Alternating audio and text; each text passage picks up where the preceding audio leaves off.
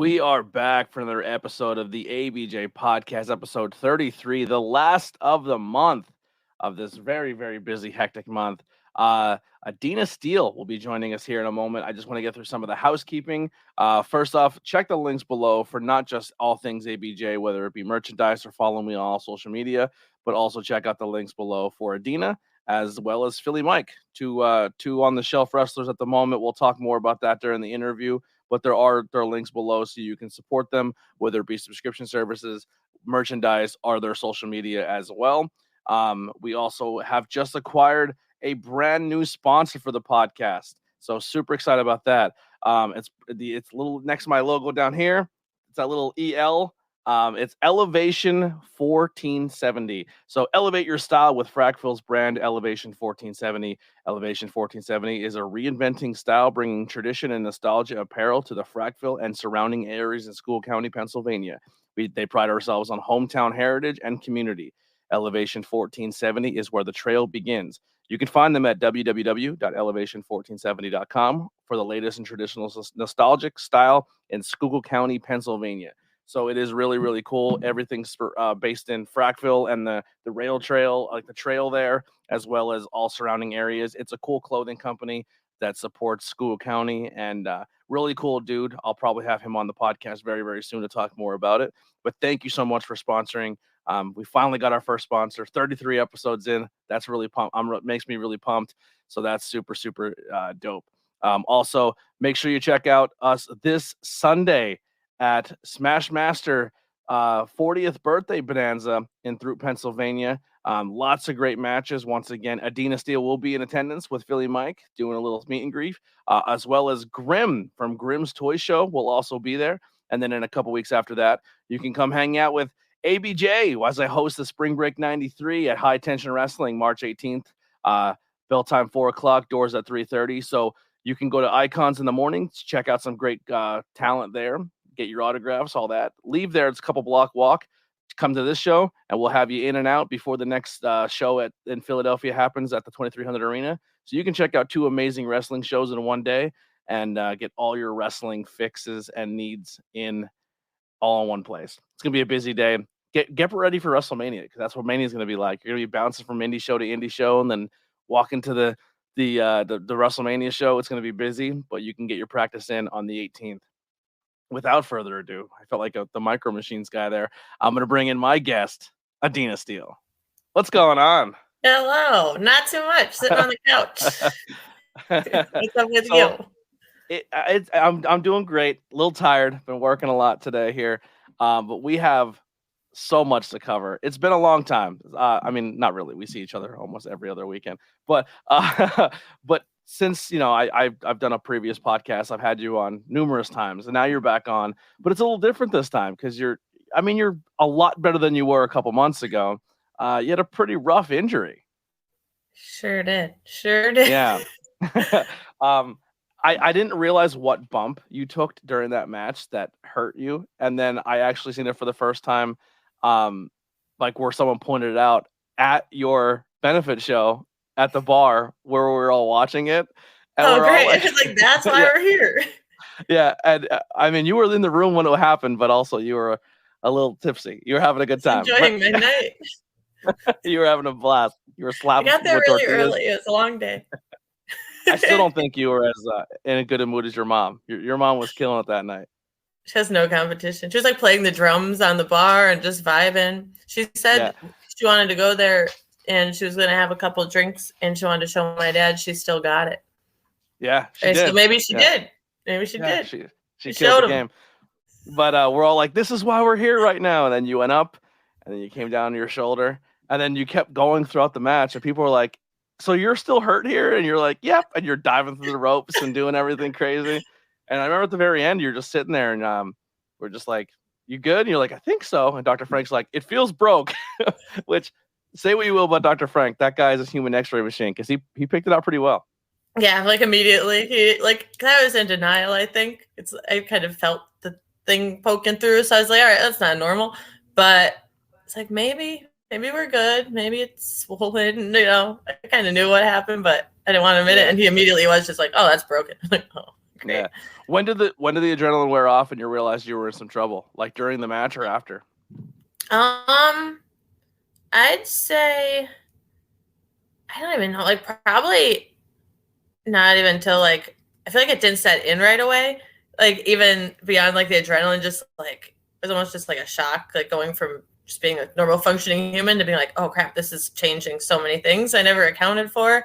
So like probably like once I like that was a Sunday. So like when I left the hospital, then I had to meet the orthopedic the next day, and then like really hearing what the process was gonna be. I never actually like broke a bone before besides like my nose. So I never had to go through like this healing process. So once she really got into it and that I needed surgery, I was just like, oh, this is a lot more than I anticipated getting into here. Yeah. During the match, did you realize it was as bad as it was, or didn't you realize until at the end? It was like both. Because like when it first happened, I knew something happened because like I didn't know if it was a snap or a pop, but it was like that wasn't a normal feeling. And then I just kept doing the things I had to do. And then when I tagged out to Kit, I like, trying to cheer him on in the turnbuckle. And I like literally I could not lift my right arm. It was just hanging. And then I was like, this isn't good because I have a lot left to do in this match. And I don't know what would like I'd get back in the ring and it would work. Like I would just get in and I'd be able to do whatever I had to do, and then I'd get out and it'd be like hanging. So I don't know if that was a little adrenaline or just like, well, I don't know how it happened, but then after that I realized like, okay, this probably. Yeah, I remember, and this is where a lot of people like a lot of fans maybe not realize, but like how important a good referee is. Because Matt was saying like, I guess you went in and tried some stuff and then came out, and then during like the one spot you're like, yo, I'm not good. Like my shoulder's a little messed up. And then he relayed that to everybody, and everyone's like, all right, time to adjust. You know what I mean? So like, that's one of the things about this sport and this entertainment that I love so much, and this just profession, and just how you guys are so in tune with each other, and you can do things on the fly. And it's such a testament to all of you to look out for each other, as well as like being able to adjust, but be able to communicate in there. But the fans have no idea. Right. Even people like my parents didn't even know I was hurt. They went to the bar we're all going to after the show and were waiting for me to come. And they're like, here's Adena. And they're like, she's at the hospital. But no, Matt really did like I think he's like, that was like the most solid bump I ever saw in my life. It's like the ring had no give. And like, because like some people like literally like it's my parents, they watched the whole match, had no idea. And he like immediately was like, that wasn't good. And he's like, are you okay? And I'm just like, I don't effing know. And he thought I was like mad. But I was more just like, oh shit, like this isn't normal. Yeah, that's nuts. So you went and you had surgery. It was broken in what, 2 places? Yeah, it was like, instead of just being like, it was like kind of like separated, and then there was like a bone fragment in between, they said. So, because like most times, if you break your collarbone, you could just be in a sling and it like heals. But since it was so separated, that's why they had to fuse it back together. It would have just healed. I don't know how it would have healed. Been really messed up though. The X-ray was gnarly. The one you showed us, it was like up. It was like a bike ramp. I didn't even realize because they didn't even show me the X-ray when I went to the ER. So I was like being optimistic, like maybe I won't need surgery. And then when we went to the orthopedic, she showed me, and I was just like, I know where this is going. Yeah, and you, I mean, you've been healing very nicely. So you have a metal plate, some screws. You got some new hardware. So now you are officially Adena Steele. You have steel in your body. I might have cursed myself there. Did not mean to manifest the actual steel. Listen, there's so much opportunity on commentary now for everybody. I know. When you shoulder attack people, when you give them stunners or cutters, it's like, they hit the steel beam. I know, because I do that one, and it does land on that shoulder conveniently. Everyone's got to sell it. They hit the steel. Exactly. Especially if you turn heel. Oh, my God. You have like a foreign object. Yeah, better be bleeding. Every time someone takes a cutter, they're just gouging themselves. The match just ended. Like there's never a finish to any match I'm in. The ref just stops it. Adena has the most devastating cutter stunner of all time because you're literally pulling their head down on a steel beam with screws, and they're bleeding all over the place. It'll be amazing. Pro wrestling. So how did this affect your day-to-day and like your shoe job and stuff? Oh God, it affected everything, like literally everything. And I just went back to work a week ago today, actually, since like And this happened in December. December for people on the timeline. Yeah, December 11th, and now tomorrow's March, so it's been a while. So I do hair, so I need my arms, like I need to have my shoulder elevated. Like I said, I was in the sling for 7 weeks nonstop, so I literally couldn't do anything pretty much. Like, because my dominant hand, like, Kay would have to help me like get dressed. Like, I could only wear shirts if they were like button up because I couldn't lift my arm at all. Like, it was just hanging. So just doing any simple thing, like even washing my face, like I have to use my left hand, like the simplest things, putting on socks, like everything just took so long. And I feel like I'm just used to being independent, like self-sufficient, and having to get help on almost everything was like, no one complained, but for me, it was really like kind of depressing. Like I was appreciative, but it was like, I just felt very useless. Like I can't do anything for myself. Like, and then I'm home with all this free time, so then I feel worse. I'm like, I'm not getting anything accomplished. Yeah, it's like the only thing I can do is just watch TV at this point. Yeah. I'm not a big TV person, but I started to be. Yeah. Got into it. And I read a lot of books. That's important for people to hear, because I think a lot of people don't realize what happens when an independent wrestler goes through an injury like this. And this is your first and hopefully last serious one, but you don't people don't realize when you're going out for pure entertainment of the fans and the love for the industry, you get injured. And like I said, you've been out of work for months now. But the support seems like it's been amazing for you. Like people still supporting you and still booking you to go to shows and being involved in some way, form, or fashion. We did a benefit show where we raised a great amount of money for you guys, which was awesome.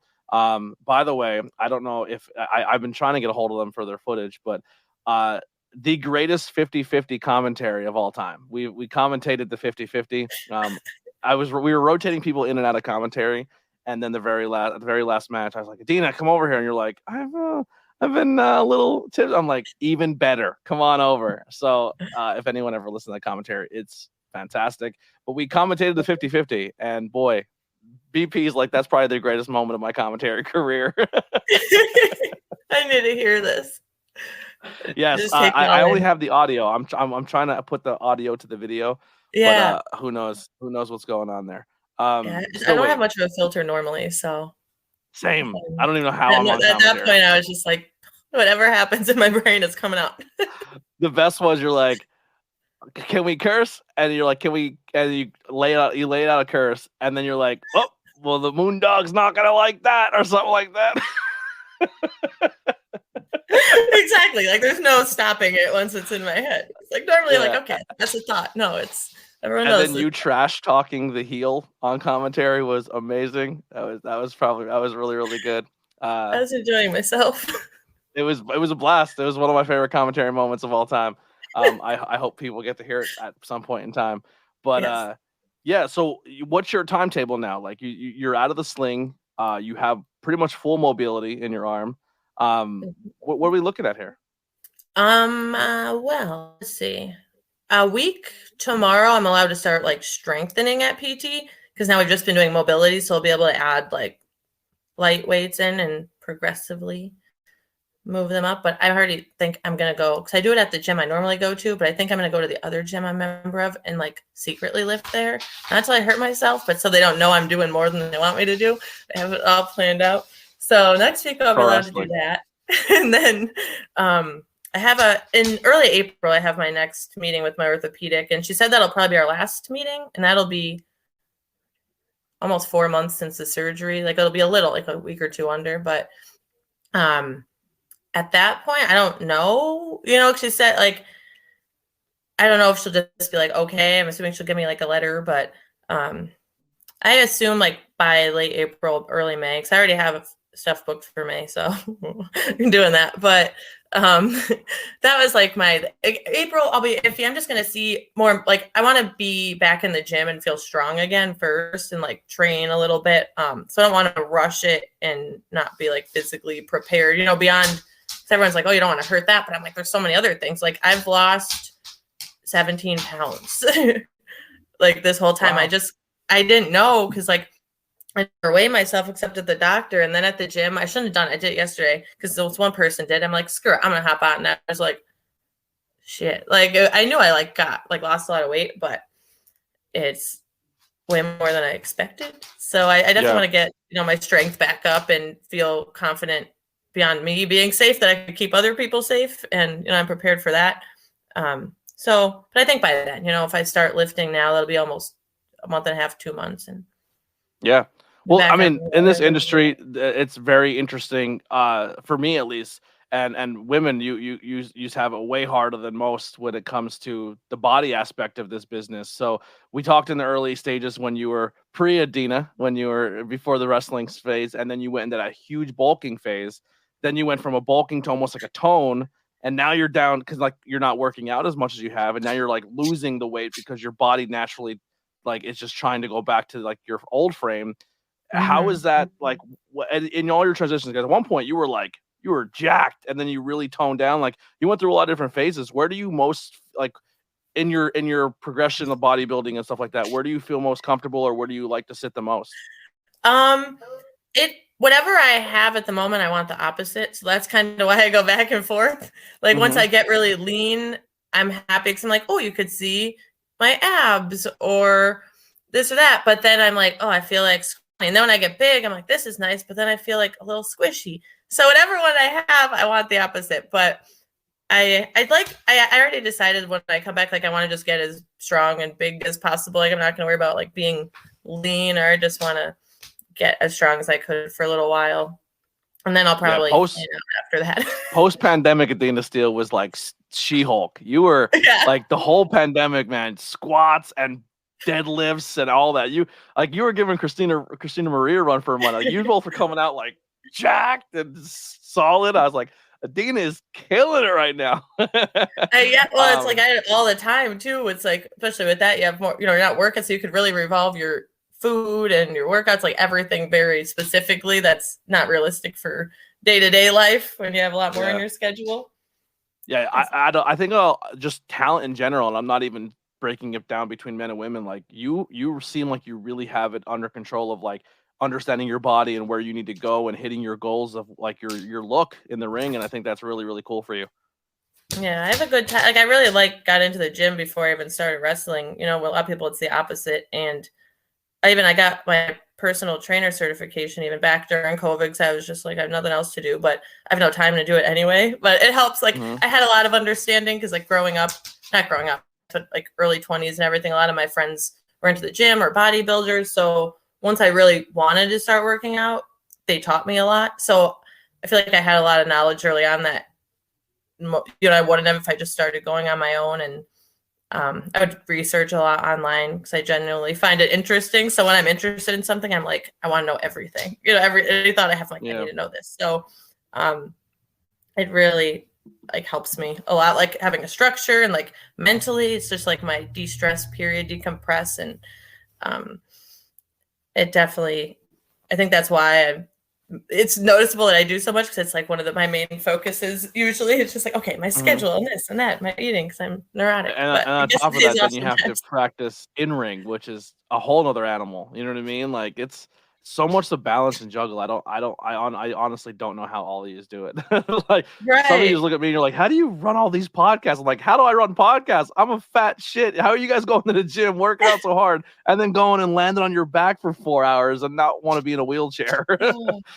That's the one thing with being home like this. I'm like, wow, I didn't know what it was like for like things not to hurt all the time. Like obviously minus my injury, but it's always like a body part that's sore from going to the gym or like stiff or bruises from wrestling and, knots in my back. And I'm like, wow, like considering even that I'm injured, I'm like, this is what it's like. You're not hurting all the time. Yeah. What advice would you give to talent of when it comes to that bulking phase and putting on the weight, but doing it properly and really transforming yourself? I would say, for me, what works the best, and I've noticed for most people, is I switch up like my eating and workouts a lot where, when I'm bulking, I definitely try to get a lot more carbs in. And, everybody's body type's different. Mine, like you said, naturally is like just wants to be nothing, like a rail. Like you see my dad, he's skin and bone. That's how my body wants to be. So it's very hard to get muscle. So like for me, I eat, a lot of like maybe brown rice, sweet potatoes, and of course all the protein during the day. And whether I'm like cutting or bulking, I like to get at least like maybe like 100, 150 grams of protein in a day, like realistically.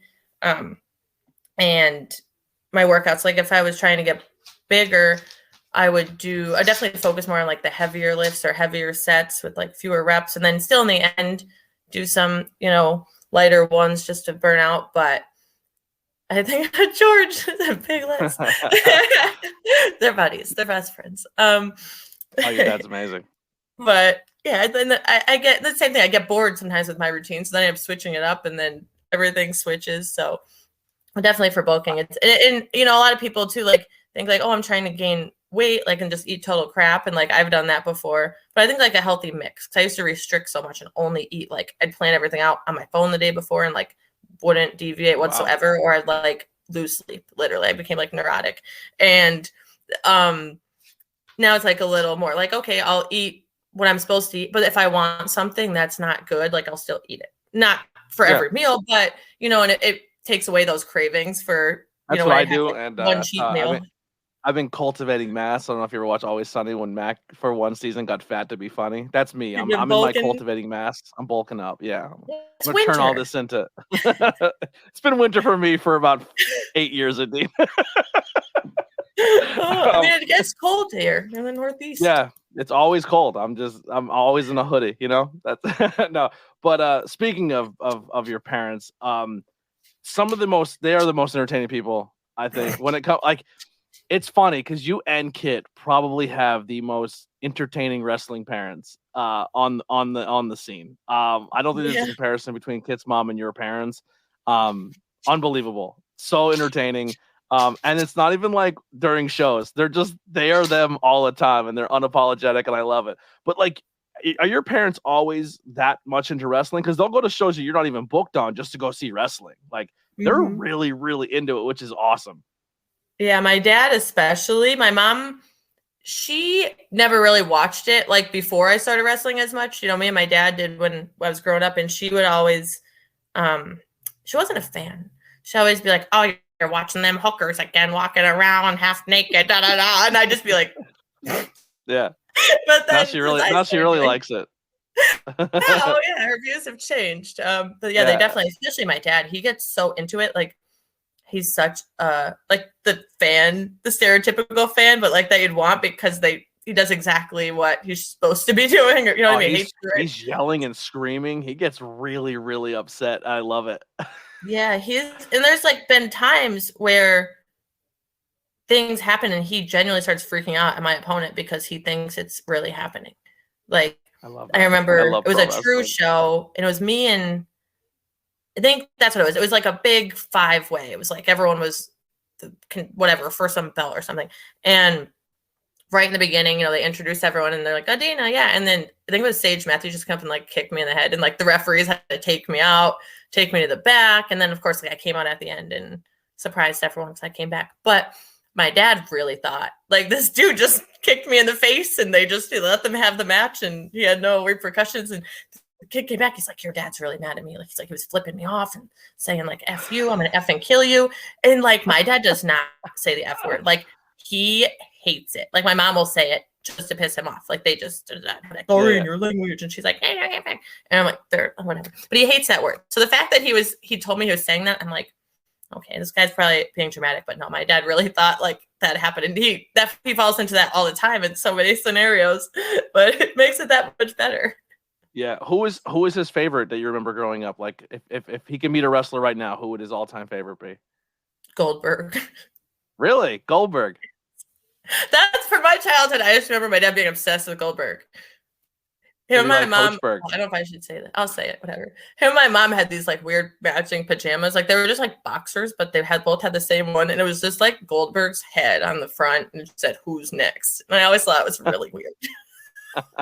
Weird placement. It just could have been a t-shirt. No. We need to find those boxer shorts, and you and Kit right. My dad probably still has them.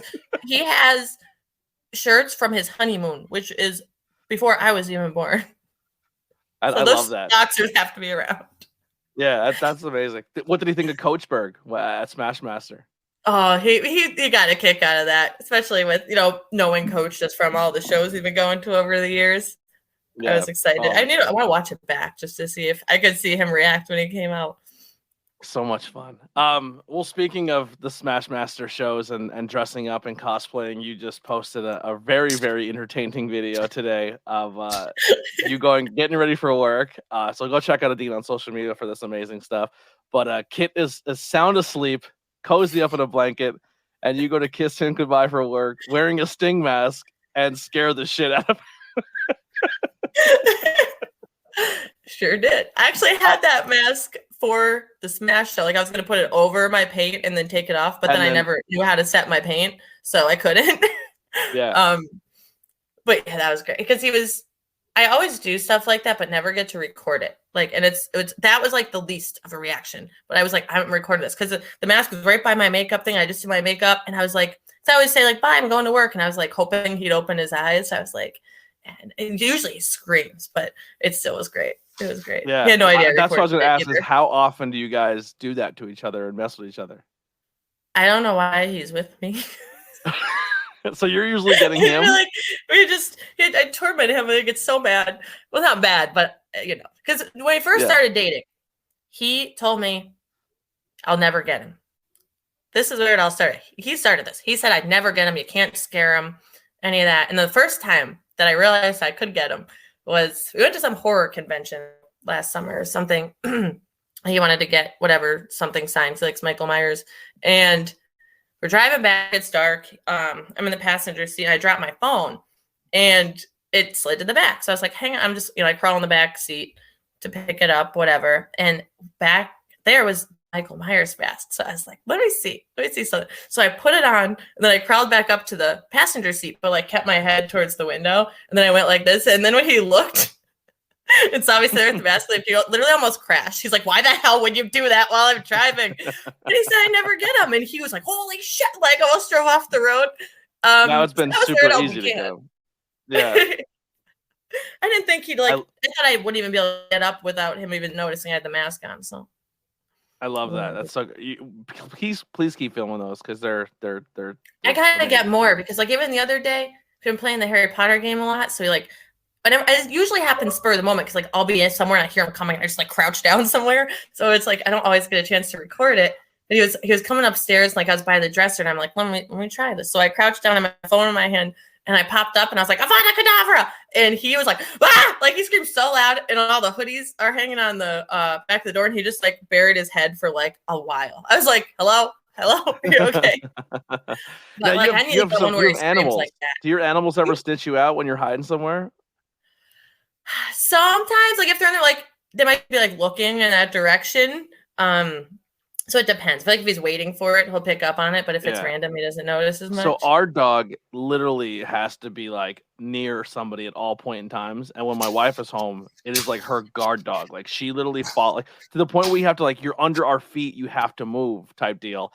So if I hide behind a corner, the dog usually comes up first, sees me, and just stares at me. I'm like, well, that's ruined. Can't scare her now because the dog snitched me out. Yeah, it's like I guess because like if I wasn't in the room, went in, but if they're like sleeping or something, I gotta be sneaky. But that's the worst. That's the only time I can get her is when the dog's not paying attention, or like feed the dog and then sneak up. I got stuff to do here. So coming back, hopefully this summer and being 100%, everyone has their hit list. Everybody has the people they want to work. Who's all on the list of Adena? I don't even know at this point. Like, I feel like I've never had a technical list. I always want to generally, especially now, like I want to work women or people like way more experienced than me because I feel like that's how I've been learning a lot more and growing where, with newer people, it does help too. But I like, just hearing how people more experienced, like maybe call a match or things they might communicate in the ring, just little things. And I'm definitely going to be more like, not particular, but like I want to start before I'm going places, like, who am I wrestling? What am I doing? Just because I don't want to overextend myself like I was doing and going like 1, 2, 3 times a week. And I think just because like being injured, I'm a little more hesitant. So I'm like, okay, I'm going to do things, but I might not be everywhere like I was, at least not right off the bat. But I don't know, like there's so many good people out there now. I'd just be happy to work like anyone I haven't yet, or, anyone, way more knowledgeable than me, which is a lot of people. So, I don't like to narrow it down too much. Before everything happened, you were kind of becoming like the Superman or the Superwoman of Smash Master Wrestling. And being from the Scranton, Wilkes-Barre area, I group them together. I know that's not what you're supposed to do, but on the other side of the mountain, I just feel like you're just one entity until you drive it, and then you realize that it's not one thing, because the Scranton to Wilkes-Barre drive is ridiculous sometimes, especially when it's really, really late and I'm tired. I'm like, this drive takes way too long between Scranton and Wilkes-Barre. It does. Interstate. Yeah. Even come back from a show once I see Wilkes-Barre, I'm like, I'm almost home. And then it's just like, not yet. What was the feeling like pulling up to the Circle Drive-In and seeing your name on the drive-in marquee? It was, I just didn't know what to feel. I'm like, I was just like, why is that there? I was just very confused because nobody was going to be a thing or whatever. And then we pull up, it just says Smash Master Wrestling and just Adena Steele. Like nothing else, not the date, it was not so the cool. time. I'm like, look how neat that is. I know. I was like, it was awesome, especially from like growing up here and having gone there, to the drive-ins as a kid and everything. It was really cool. So I went and took my little sting picture with it, but I was very caught off guard, appreciative. Yeah. But I was like, how did that end up being what the context of this whole sign was? Yeah, that was when I pulled up. I'm like, yo, how you were saying, like, I didn't know if that was something, a location you went to in the past. I'm like, it has to be. Like, you're from the area. You had to have been to the drive-in a couple times or just drove past it.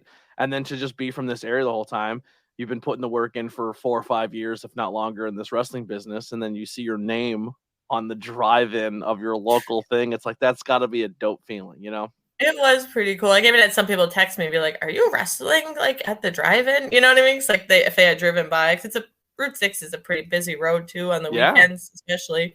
And I was like, yeah, like, I don't know why I'm on there, but it is me. That's so cool. I was like, that is dope. I was very, very happy for you.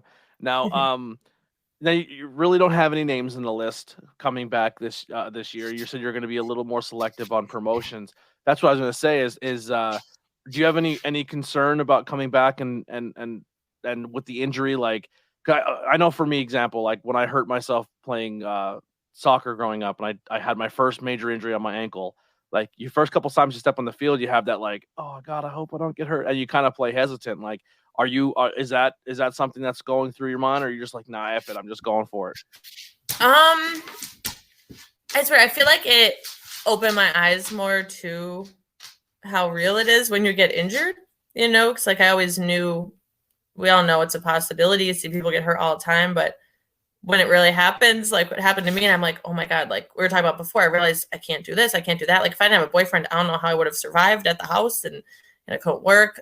So it definitely made it a lot more realistic. And I think at least like where it is, it's my right side. So I do use my left a lot more. So that makes me feel better that I probably won't be getting as much impact like right on that.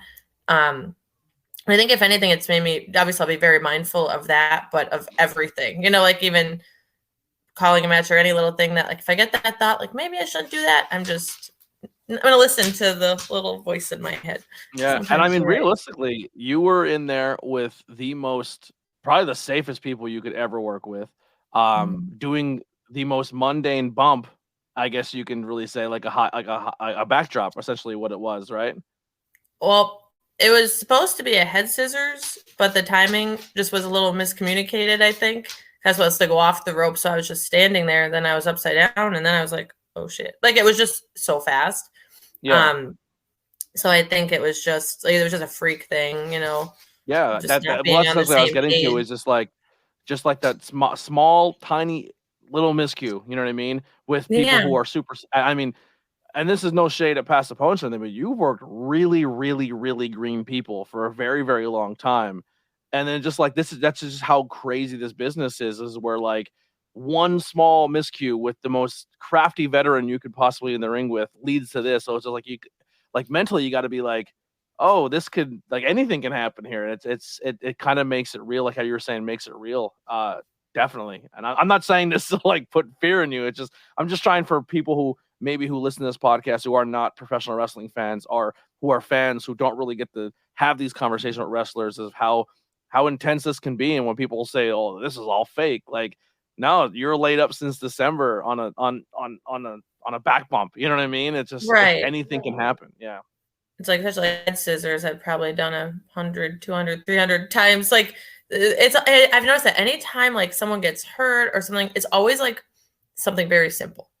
It's you hardly ever hear it on like the big crazy moves. Like a lot of times it is just these little things, and someone might just step wrong or land wrong, and their knee pops, or like just the simplest stuff could trigger that. So it is hard to. It could be any time, any move, any opponent. Like you said, I was working with a very experienced person that he even helped with, when I was training and everything would go down. That's not someone that I was like, oh no, like I'm nervous to get in the ring with. But like you said, you never know. It just one little split second thing.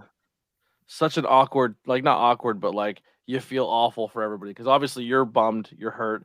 And then your opponents, like just being such nice humans, they were just like, I feel like absolutely, you know what I mean? Like they were bummed too. It was just sad. I was really bummed, and then on top of it, Philly's like, I'll see you guys later. I'm going to get my knee reconstructed tomorrow. So like you guys are in the same time frame. It was a lot that day. Yeah, it was, and it's one of those things. Like the whole time I just kept saying, you know what? Like, because I did land so weird. I'm like, at least I didn't like break my neck or something because I was like pretty much upside down. So as much as I was like, this sucks the whole time, I was like, but it could always be worse. Absolutely. Like, and it doesn't really take a lot to break a collarbone. Guess not. If they say usually if you're gonna break something, that's almost like 80% chance with the first bone you're gonna break because it doesn't take a lot to break a collarbone. Yeah. Not out the hard way. Yeah, you're out of the way now. And that's all reconstructed. I got another one. Yeah. So being laid up and not being able to do stuff, you said you're into books and movies. What are some things what are some recommendations for people out there so we can watch or check out? Well, the one book, I read a bunch of books. The one that I liked the most, it was called The Silent Patient. Forget who it was by. Books in my room, but I'm sure if you look up The Silent Patient, it would come up or whatever. One of my coworkers actually got it for me for like Secret Santa for Christmas, ironically. And then I was like, great, I have plenty of time to read this now. And that one was really good. It was one of those that kind of like the whole time I never figured out, like at the end you find out everything that's going on and how it all connected. And I was like, what? So it's nice because some of those things like that could be very predictable. Then I'm trying to think what shows. I watched a lot of more so like documentaries and things like that. Because like it's hard for me to get into a lot of shows. So I did watch I watched documentaries and go, how did they do this? Like, no one's seen this coming? Yeah, like especially like some of them really are so far-fetched, and I'll be like, how did I never even hear about this? Like when it happened, there was a lot of them like that. I'm like, where have I been? Did you watch the one The Hitchhiker with a Hatchet or something like that? It's called. Yeah. That one was like, did you ever see the one, real quick, trigger warning if certain topics things upset you? Did you see the one where the guy infiltrated this family, kidnapped the daughter like twice, and had her believing that like if she didn't do what he said, aliens were gonna like end the world and kill her family? I don't think so, but I'd definitely be into watching that one. My God. This guy not only stole a kid, this little girl, twice, but he was also having relations with the mom and the dad. Like he was like the whole, like it was insane. I feel like I've heard of this story, but I don't think I watched that. That does sound familiar. So it just goes to show how crazy our society can be and how terrible people are, because the entire time everyone kept memeing the dad telling a story and crying. Like he's the most traumatic thing, and everyone's making fun of him for it because it happened to him, and they didn't say anything about the dog. Like they were like, "Oh my God, it's terrible!" Like the whole story is absolutely terrible, but it got popular because of the dad, like because he like the memes and all that. Ironically, that's what the internet will do. Oh my God, such a crazy documentary. And like she's adult, she's like an adult now, and she told like I guess they did the documentary and then they redid the documentary. I think it's on like HBO or something. I don't even remember what it's called, but it was the craziest thing I ever heard in my life. I'm like, how did he kidnap her almost 3 times? Yeah. The third time the cops, he caught it. He did it the 2 times. And then both times the parents were like, oh, we're not going to press charges because they both had, because he had dirt on both of them because he was messing around both of them as well. Like that was like his game. Especially the dad, because he didn't want to admit anything. Yeah, I get away with it. Oh, yep. And then the third time, the cops are like, "No, we're pressing charges. This is enough. Like, you just keep kidnapping the same child." God, and like he was like, "I'm gonna take your kid on vacation," and he's like, "We have other kids," and like, "Nah, just the one." And he's just like, and he had kids of his own, and he was just, it was That's wild. really weird.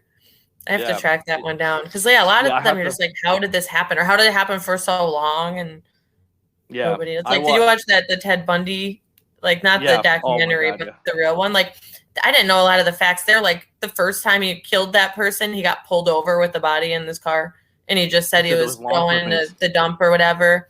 And then when the one time the cops came, there was a body in his bed. I'm like, so many times, or him even, that kid that he drugged and ran away in handcuffs, and they were just like, oh, it's his boyfriend, let him go back. And there was like a blatantly like messed up on whatever drinking drugs little kid. And I'm like, I didn't know there were this many times like he should have been arrested, and their cops were just like, nah.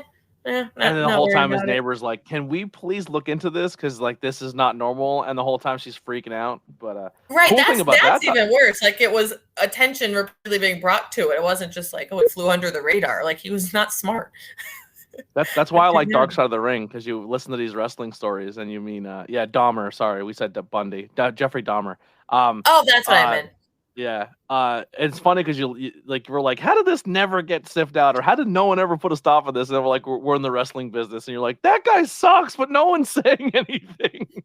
Right, especially after like everyone getting canceled, like in 2020 and still and everything. It's I feel like we went to a point in 2020 where we were like, yeah, let's get rid of these people, and then it got to a point where it was like, all right, we're back to not saying things that we probably should be saying again.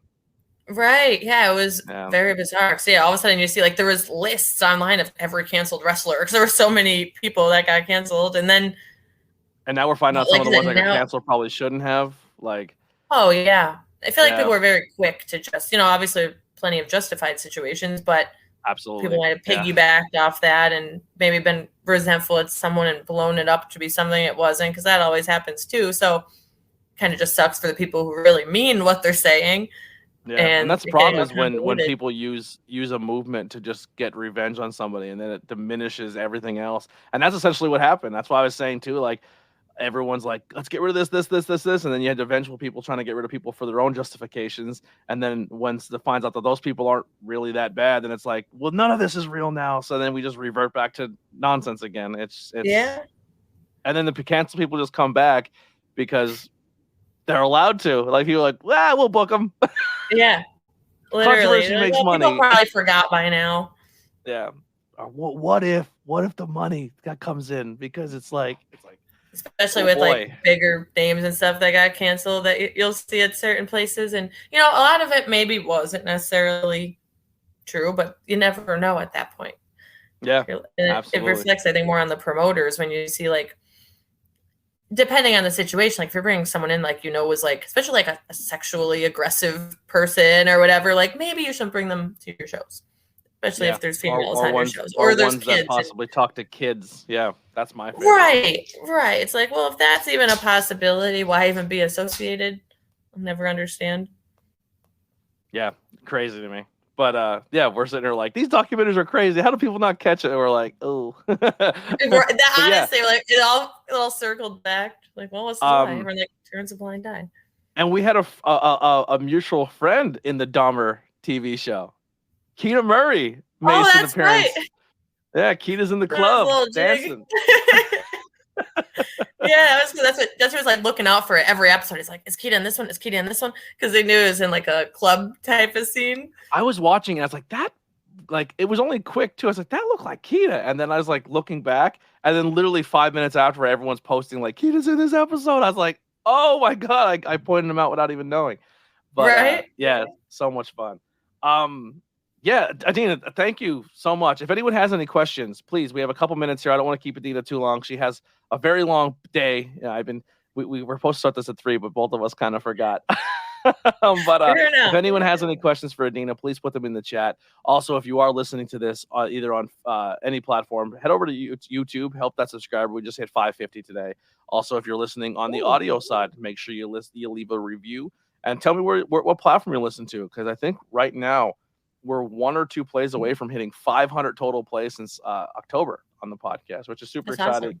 So thank you guys all for that amazing support. And then once again, check out Adena's links for any ways to support her. A couple months off work, anything is very helpful for her to get back on her feet and get back in the swing of things. And recovery's been great, which is awesome. So we're really, really excited to see Adena Steele back in action. But there you go, Adena versus Willow. That would be fun. I've never wrestled her before. Obviously, she's very experienced and talented, so I think that would be a lot of fun. Yeah, I think Willow's going to be one of those people who I think for us comes off the independent scene is going to do big things. It's like I think Willow did it, and then you have Action Andretti making the big jump, and then it looks like Deppen is going to make another run back at ROH, hopefully, because they released the whole tapings of people who are on ROH. Dude, ROH is going to be, I think, the show to watch. I'm being honest. I looked at some of those things, and I was just that'll be fun. I'm leaning heavily at the ROH rebrand, which I'm excited for. But yeah, and any other questions besides Adena versus Willow, which I think would be an amazing match. Have you ever heard of NYWC? Heard of NYCW? Is that what they mean? No, that's a different one. NYWC is the one where Willow came from, as well as Cardona, and a bunch of people came from that school. Johnny Hungy and Alex Reynolds, they all came from there. Oh, it's a school. Gotcha. Yeah. Well, I guess I haven't, but now I have. Yeah. Where is it? Up in upstate New York, the New York area, I believe. Yeah. I would actually, you know what's a match I'd like to see, because I think she's been really, really grinding, and you guys worked a few times before, and just watching her in her progression now, I think she's really hit a new level, and I think a lot of it is because she's been training a lot with Masha. Cosmic. Have you seen Cosmic stuff lately?